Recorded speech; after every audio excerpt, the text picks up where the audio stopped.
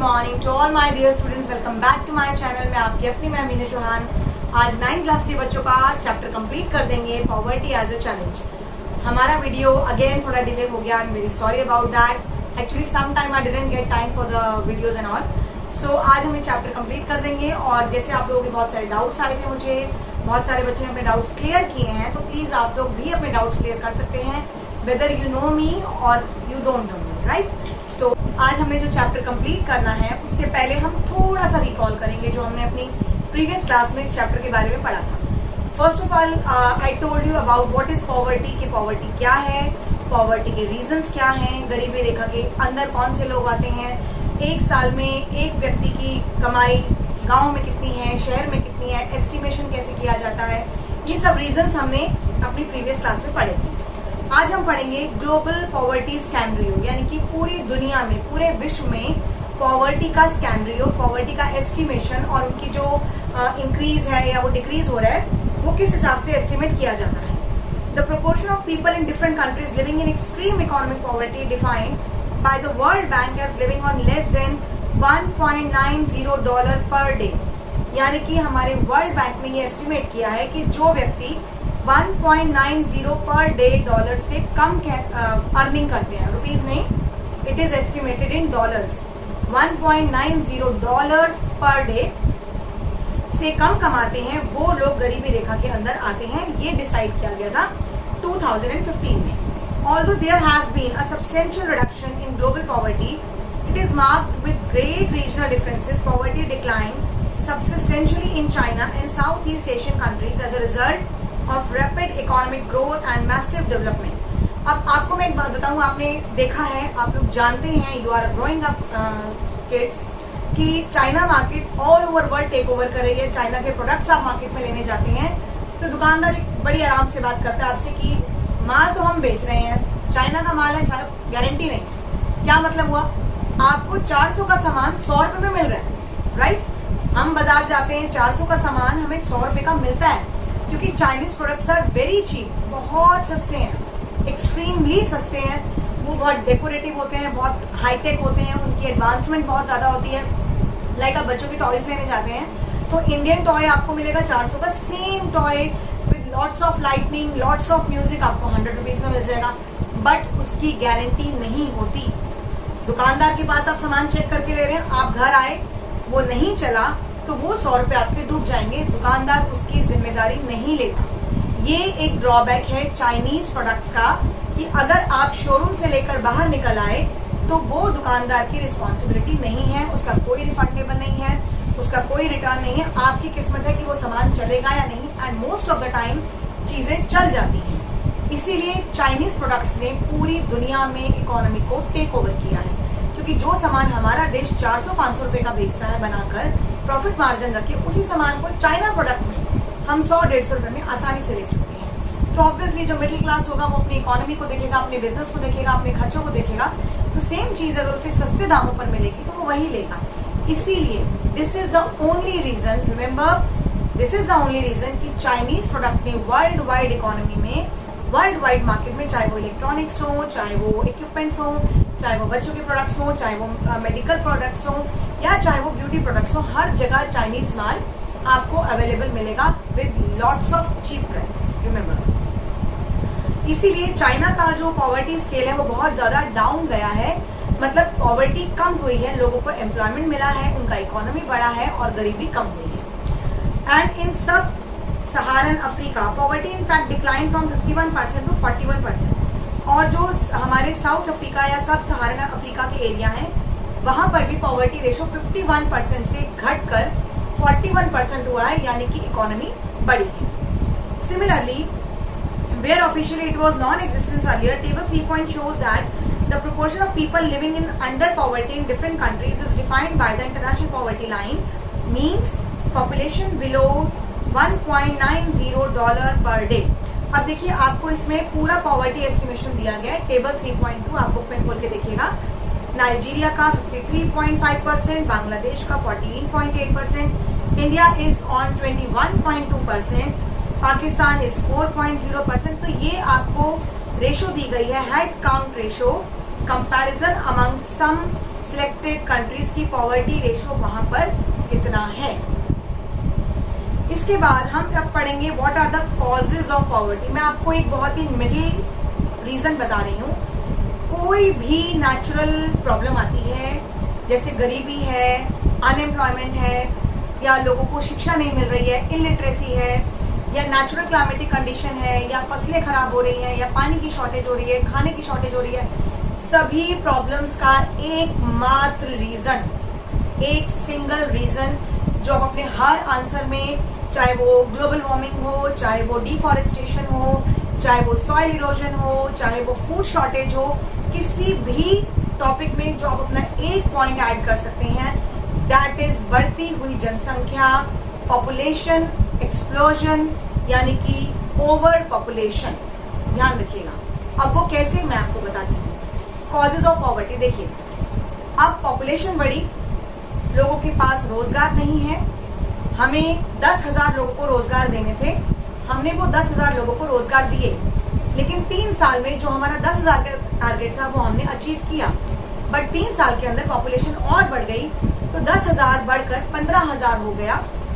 5,000 लोग आज भी बेरोजगार हैं। तो बढ़ती हुई जनसंख्या फूड की डिमांड बढ़ाती है, क्लोथिंग की डिमांड बढ़ाती है, शेल्टर चाहिए, रहने के लिए जगह चाहिए, डीजल पेट्रोल का खपत ज्यादा होता है, कपड़े ज्यादा हों, खाना ज्यादा रिक्वायरमेंट है, पानी की नीड बढ़ जाती है, बिजली का कंजम्पशन बढ़ जाता है। मतलब बढ़ती हुई आबादी हर चीज की डिमांड को रेज करती है, जबकि रिसोर्सेज हमारे पास लिमिटेड हैं। इसीलिए बढ़ती हुई जनसंख्या हर एक कारण के पीछे एक बहुत बड़ा रीजन है। अगर पॉपुलेशन को कंट्रोल किया जाए तो आप बिलीव करिए, दुनिया की आधी से ज्यादा समस्याएं जो हैं वो कम हो जाएंगी, खत्म हो जाएंगी। अब पहला पॉइंट मैंने आपको एक ऐसा जनरल पॉइंट बताया है जो आप किसी भी आंसर में जो रिगार्डिंग द इकोनॉमिक प्रॉब्लम्स है या क्लाइमेटिक प्रॉब्लम्स है, आप उसमें एड ऑन कर सकते हैं। This resulted, the overpopulation resulted less job opportunities and low growth rate of income. So the two combined to make the growth rate of per capita income is very low. The failure at both the fronts, proportion of economic growth and population control, perpetually the cycle of poverty. यानी कि population control करना एक ultimately हमारा reason है। अगर हम poverty को control करना चाहते हैं तो हमें पॉपुलेशन को कंट्रोल करना पड़ेगा। With the spread of irrigation and green revolution, many job opportunities were created.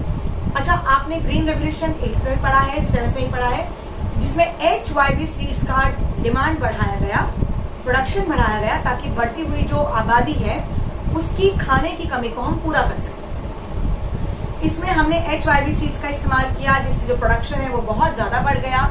इतना ज्यादा प्रोडक्शन बढ़ा कि हमने एक्सपोर्ट करना शुरू कर दिया। जो हमारा फूड है हमने उसको दूसरे देशों में एक्सपोर्ट किया, जिससे हमारी इकोनॉमी रेज हुई। Another feature of high poverty rates has been the huge income inequalities. One of the major reason for this is the unequal distribution of land over the resources. अब आप ये देखिए, हम कैसे बैलेंस करें सबका income level. कोई बहुत ज्यादा पढ़ा लिखा है, कोई कुछ पढ़ा है, कुछ कम पढ़ा है।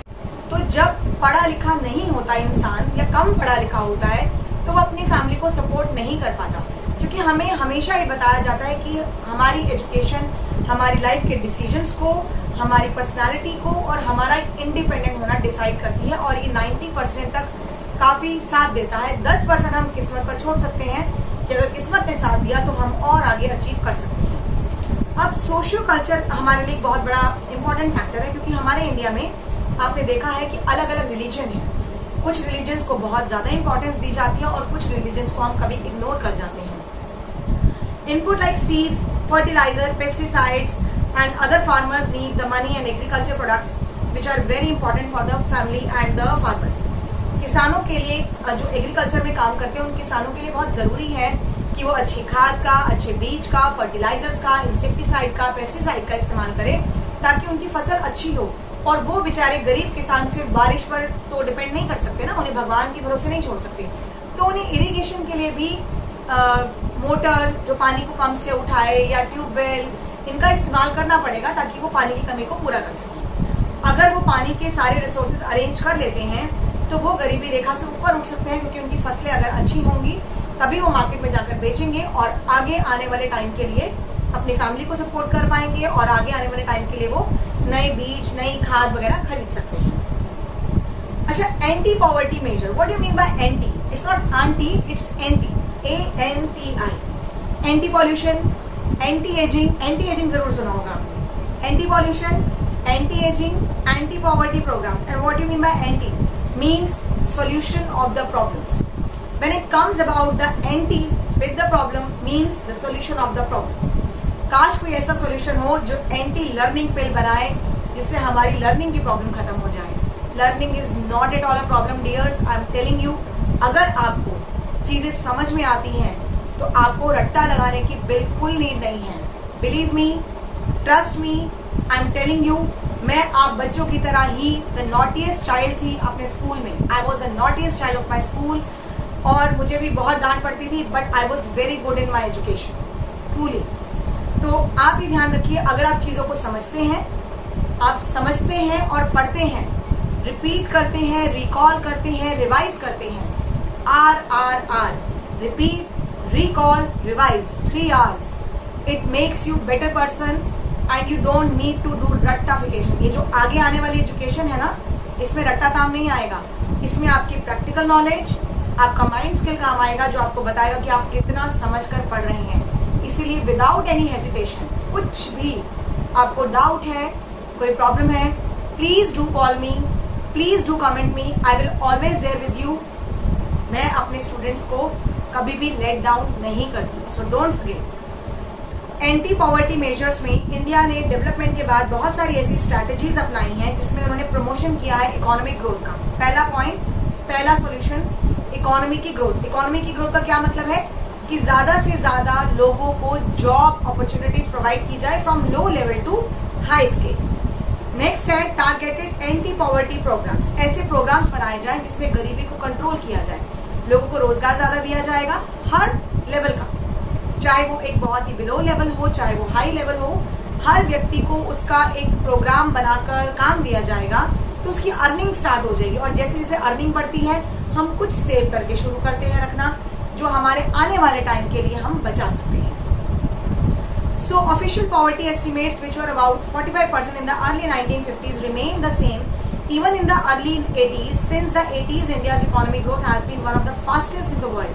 देखिए, 80s में जो इंडिया की इकोनॉमिक ग्रोथ हुई वो वर्ल्ड में नंबर 1 थी इकोनॉमी में, क्योंकि इंडिया ने बहुत एट पार लेवल पे ग्रोथ दिखाई और ये प्रूव किया कि इंडिया भी इकोनॉमी में किसी से पीछे नहीं है। Remember, so poverty programs, poverty elevation programs become clear that there is a strong link become economic growth and poverty reduction. देखिए, बिल्कुल सिंपल सी बात है, अगर हम गरीब नहीं हैं, हम अच्छा कमा रहे हैं, हमारा लिविंग स्टैंडर्ड रेज हो रहा है और हम सरकार को टैक्स पे कर रहे हैं।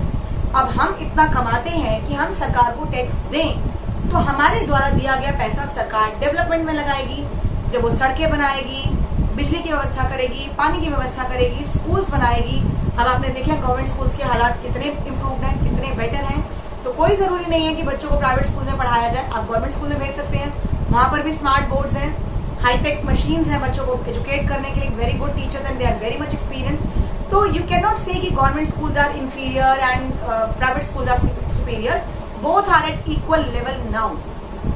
ठीक है, तो इसीलिए इकोनॉमिक ग्रोथ को बढ़ाने का मतलब है कि ज्यादा से ज्यादा एम्प्लॉयमेंट अपॉर्चुनिटीज दी जाए ताकि गरीबी रेखा को कम किया जा सके, खत्म किया जा सके। और ये हमारी रिस्पॉन्सिबिलिटी है, हम सब लोगों की रिस्पॉन्सिबिलिटी है कि पॉपुलेशन को कंट्रोल करने में हम गवर्नमेंट को सपोर्ट करें। The next topic is, in these circumstances there is a clear need to targeted anti-poverty programs, जिसमें Mahatma Gandhi national rural employment guarantee act 2005 बनाया गया। It aims to provide 100 days of wage employment to every household to ensure livelihood security in rural areas.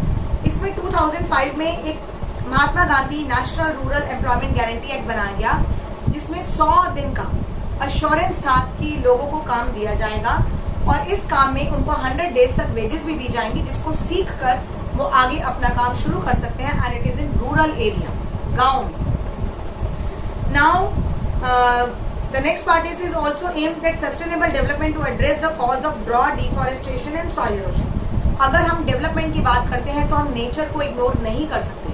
जितना भी nature को deplete किया जा रहा है, नुकसान पहुंचा जा रहा है, उसको कंट्रोल करना बहुत जरूरी है। पॉपुलेशन के साथ साथ पेड़ों का कटना बंद होना चाहिए, सॉइल इरोजन कंट्रोल होना चाहिए।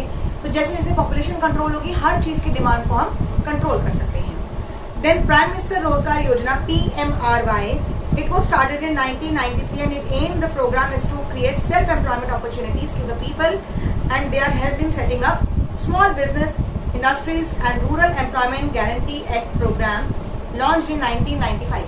छोटे शहरों में, छोटे गांवों में लोगों को अनएम्प्लॉयमेंट से बचाने के लिए जो यूथ है, मतलब जो नई जनरेशन है, अपकमिंग जनरेशन है, उन्हें काम सिखाया गया उनकी मेंटल एबिलिटी के अकॉर्डिंग, उनकी क्वालिफिकेशंस के अकॉर्डिंग, ताकि उन्हें रोजगार मिले। A target of creating 25 lakh new jobs has been set up. 25 lakh new jobs were set up and they were precisely given to them. मतलब बहुत ही सक्सेसफुल रहा ये प्रोग्राम।